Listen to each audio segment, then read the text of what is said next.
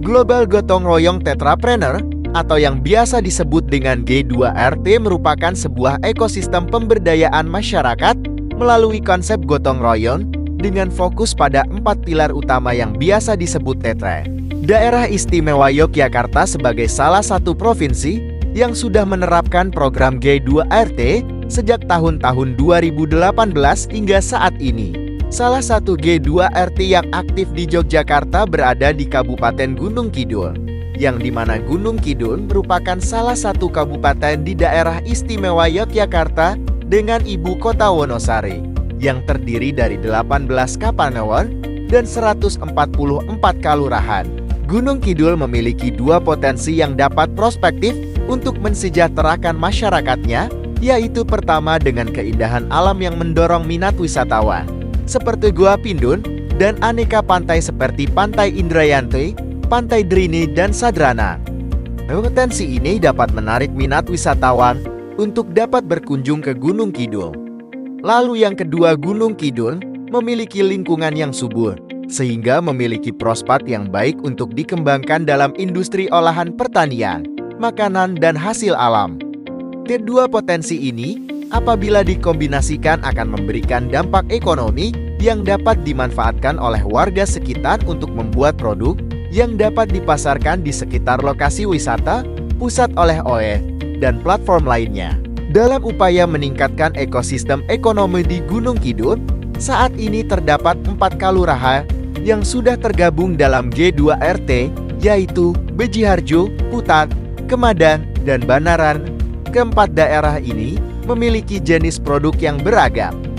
Antara lain, Kalurahan Bejiharjo menghasilkan produk bakso goreng pindur atau basran, lalu Kalurahan Putat dengan produk bolu kelapa dan ampiang coklatnya, kemudian Kalaruhan Kemadang dengan olahan hasil laut, serta Kalurahan Banaran dengan olahan kacangnya. Lalu, bagaimana implementasi dari pelaksanaan G2RT di Gunung Kidul dan penjelasan terkait pilihan tetra yang sesuai? Mari kita simak penjelasan dari narasumber kami, yaitu Ibu Epi sebagai Koordinator G2RT Kabupaten Gunung Kidul. Baik, Assalamualaikum warahmatullahi wabarakatuh. Perkenalkan, nama saya Epi Nurjana. Untuk saat ini saya diamanahi menjadi Koordinator G2RT dari Kabupaten Gunung Kidul. Sekaligus saya sebagai Manajer Unit Wisata dan Unit Perdagangan G2RT BUMDesa Maju Mandiri Kalurahan Bejiharjo. Jadi pada tahun 2019, Dinas Koperasi dan UKM DIY ini melakukan sosialisasi terkait dengan model G2RT yang merupakan gerakan gotong royong wirausaha desa berbasis 4 pilar. Yang pertama Tetra 1 yaitu terkait dengan rantai usaha, Tetra 2 ini terkait dengan pasar, Tetra 3 ini terkait kualitas produk, dan Tetra keempat ini terkait dengan merek wirausaha, di mana ini ditujukan untuk meningkatkan kemandirian dan juga kewibawaan produk desa menuju ikonik dunia. Kemudian untuk G2RT yang ada di Gunung Kidul ini ada 5. Yang pertama di Bejiharjo dengan produk unggulannya adalah daging sapi, kemudian ada juga dari Banaran, produk unggulannya adalah olahan kacang, kemudian dari Putat ini ada coklat dan juga bolu kelapa, kemudian ada dari Kemadang. Kemadang ini dengan olahan rumput lautnya. Nah, peran BUMDes di sini adalah kembali lagi BUMDes ini bisa menjadi fasilitator di mana sebagai wadah untuk menampung kegiatan ekonomi atau kegiatan UMKM yang ada di masyarakat. Kemudian BUMDes juga membantu atau berperan untuk membuka jaringan pemasaran yang lebih luas. Kemudian BUMDes ini juga sebagai pelindung maupun melakukan pengawasan terhadap pelaku usaha untuk memastikan bahwa mereka ini melakukan produksi produknya G2RT ini sesuai dengan standar yang berlaku. Lalu, bagaimana upaya dari masing-masing pelaku usaha untuk bisa masuk ke dalam G2RT Gunung Kidul? Mari simak hasil wawancara bersama narasumber kami.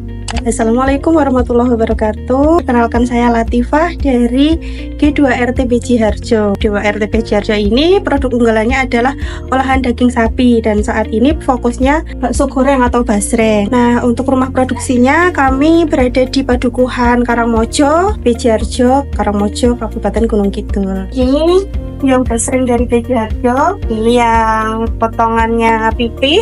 Itu ada 4 rasa. Ini yang rasa baru 2 ini, rumput laut dan keju. Ini yang stick. Jadi ada 2 potongan, sementara pipih sama stick. Untuk proses produksinya, untuk bakso goreng ini memerlukan 2 hari Mas, jadi nggak bisa 1 hari selesai. Hari pertama itu pengadonan, kemudian pencetakan, terus penggorengan pertama. Nah, setelah penggorengan pertama itu nanti ditiriskan dulu, kita tunggu sampai 1 malam agar nggak terlalu lembek gitu untuk diiris. Nah, hari kedua itu baru pengirisan, kemudian penggorengan kedua, pengemasan.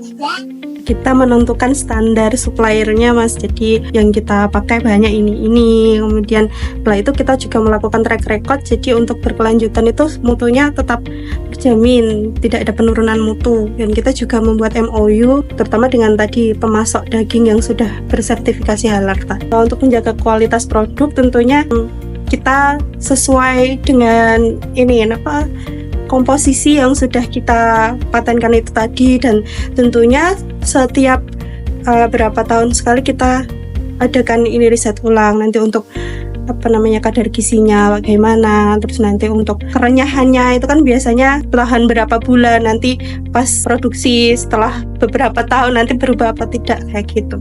BJ Harjo ini kan yang terkenal adalah wisatanya Gua Pindul. Kemudian dulu kenapa kita mengangkat basreng sapi ini prosesnya gimana, itu pada tahun 2019 pihak Kalurahan bekerja sama dengan BUMDes itu mengadakan lombanya adalah membuat basreng. Nah, dimana pemenangnya itu yang resepnya kita pakai untuk dipatenkan menjadi resep ini, tentunya dengan perubahan sana sini karena selalu dicek lab dan lain-lain sampai ketemu resep yang pas. Halo, selamat pagi. Nama saya Ibu Martini. Yang paling terkenal untuk saat ini kami mempunyai produk ampiang coklat. Kenapa? Karena produk ampiang coklat tidak dibuat di sembarangan tempat ya. Mungkin bisa jadikan ciri khas di Gunung Kidul. Karena yang pertama dari bahannya saja sudah coklat. Namanya ampiang coklat itu kan biasanya identik dengan gula, sedangkan kami membuat ampiang coklat itu dari bahan coklat, yaitu dari petani, dan kacang juga dari petani. Selain ampiang coklat, saya juga memproduksi bolu kelapa dari bolu kelapa coklat. Nah, bolu kelapa itu juga bermacam-macam varian. Ada bolu kelapa premium, bolu kelapa ori, bolu kelapa rasa mocha, pandan, dan coklat. Ampiang coklat itu rasanya itu enak banget. Kalau sekali makan pasti ngangenin loh. Digigit itu rasanya lumer, keres. Pokoknya rasanya coklat endul lah. Proses produksinya gampang kok Mas. Nah, itu kita dari bubuk coklat sama gula halus serta kacang pilihan itu kita jadikan satu, jadi rata, jadi satu, terus nanti kita cetak, terus setelah itu kita open. Nah, pengopenannya kurang lebih 30 menit. Setelah itu kita keluarkan, setelah udah agak dingin baru dikemas. Dalam membuat produk ini, saya bekerja sama dengan masyarakat, itu dengan petani, peternak, dan masyarakat umumnya. Itu kita mintanya harus coklat yang benar-benar bagus dari petani. Terus dari kacang tanah itu kita juga minta kacang tanah yang benar-benar bagus, karena kalau kita tidak bagus itu nanti dari rasanya kita mempengaruhi. Cari bahan yang benar-benar premium, itu baru nanti memang produksinya bagus. Terus dari pemasaran kita juga sudah menggunakan media sosial. Selain kita door to door ke teman-teman, kita bisa menggunakan dengan Facebook, story di WA gitu. Cara menentukan harga produknya, kalau saya nilai dari bahannya berapa itu baru kita dihargain gitu. Terus semakin kesini bahan baku juga naik lah, itu kita naikkan sedikit. Alhamdulillah kita sudah lancar sampai dibawa ke Jakarta, pernah dibawa ke Belanda, pernah dibawa ke Korea juga udah pernah, Kairo juga udah pernah dibawa buat oleh-oleh. Lalu, bagaimana langkah dan strategi untuk G2RT Gunung Kidul ini berkembang secara global? Strateginya adalah kita menjalin hubungan yang baik, membentuk sebuah bisnis atau usaha dengan yang menimbulkan simbiosis mutualisme. Salah satunya kita bisa bekerja sama dengan pilar Desa Mandiri Budaya, di mana di dalamnya ada Desapreneur, kemudian ada Desa Prima, Desa Budaya, dan juga ada Desa Wisata. Sebagai contoh, ketika kita melakukan atau BUMDes melakukan pameran, maka produk yang kita bawa tidak hanya produk G2RT, tetapi kita juga membawa produk dari Desa Prima atau Desapreneur seperti itu. Sama halnya ketika dari Desa Prima atau Desa Wisata atau Desa Budaya misalkan mereka mengadakan pameran, maka akan kita titipkan produk kita ke mereka. Jadi saling menguntungkan. Untuk strategi produk kita bisa go internasional, maka yang pertama adalah kita harus memenuhi standar kualitas berdasarkan standar internasional. Contoh, untuk keamanan pangan, maka nanti akan ada sertifikasi ISO. Kemudian untuk analisis resiko, maka nanti akan ada sertifikasi HACCP. Kemudian kita juga harus tahu untuk label kemasannya ini menyesuaikan regulasi dan juga preferensi dengan skala internasional.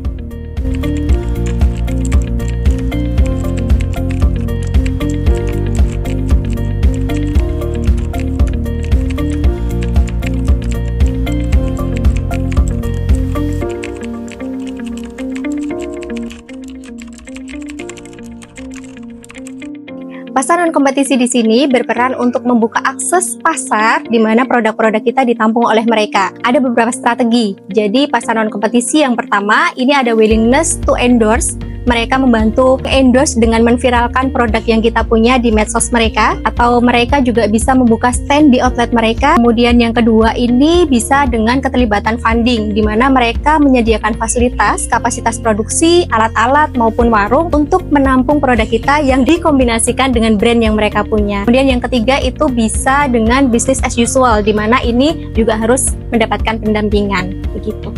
Dalam semangat penguatan desa, kita bisa belajar dari Friedrich Wilhelm Raiffeisen, pelopor koperasi di abad ke-19. Ia membuktikan bahwa lewat kepercayaan, solidaritas, dan tanggung jawab bersama, model koperasi masyarakat desa bisa mandiri secara ekonomi, tapi tentang bagaimana masyarakat desa bisa membangun kekuatan ekonomi secara kolektif tanpa bergantung pada pihak luar yang merugikan. Prinsipnya adalah edukasi, transparansi, dan tanggung jawab bersama. Semangat inilah yang selaras dengan visi G2RT, mendorong kemandirian desa melalui penguatan kapasitas ekonomi warga. Jika koperasi Raiffeisen bisa mengubah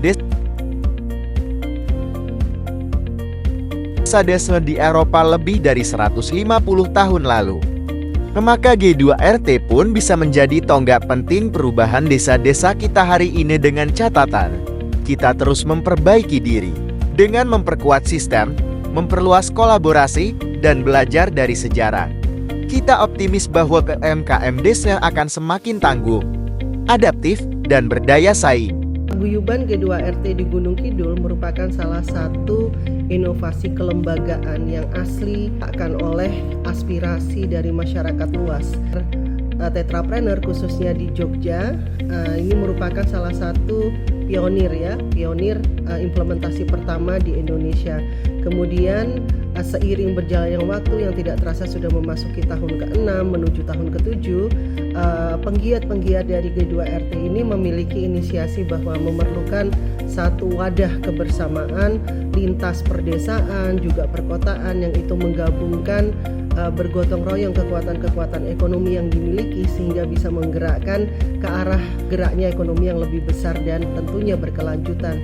Nah, di G2RT DIY ini kemudian membuat paguyuban pertama di Indonesia, yaitu Paguyuban Global Gotong Royong Tetrapreneur DIY, yang mana di dalamnya terdiri dari semua kabupaten juga kota madya di DIY itu sendiri. Salah satunya G2RT Paguyuban Gunung Kidul. Harapannya dengan adanya G2RT Paguyuban Gunung Kidul yang di bagian satu keluarga besar di G2RT Paguyuban DIY, maka potensi yang ada di Gunung Kidul dengan produk-produk unggulan ikoniknya, dengan kecerdasan dari penggiat-penggiatnya, ke depan bisa menginspirasi penggiat-penggiat G2RT bukan hanya di DIY tetapi juga di seluruh wilayah Indonesia. Dan nanti harapannya realisasi G2RT dalam paguyuban ini bisa menginspirasi dan menggerakkan di wilayah-wilayah lainnya.